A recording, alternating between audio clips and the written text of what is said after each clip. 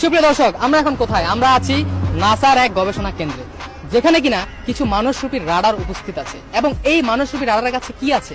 আছে দুনিয়ার যাবতীয় সব তথ্য, এলাকার সকল ধরনের তথ্য, এমনকি শুধু এলাকার এবং শুধু এই দেশের না, শুধু এই বাংলাদেশের না, শুধু দুনিয়ার না, দুনিয়ার বাইরের বুধ মঙ্গল গ্রহের সব ধরনের তথ্য।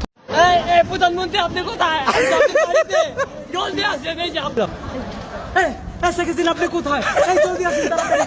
আপনি বাড়ি ঘর ভাঙিয়ে তাড়াতাড়ি আসুন।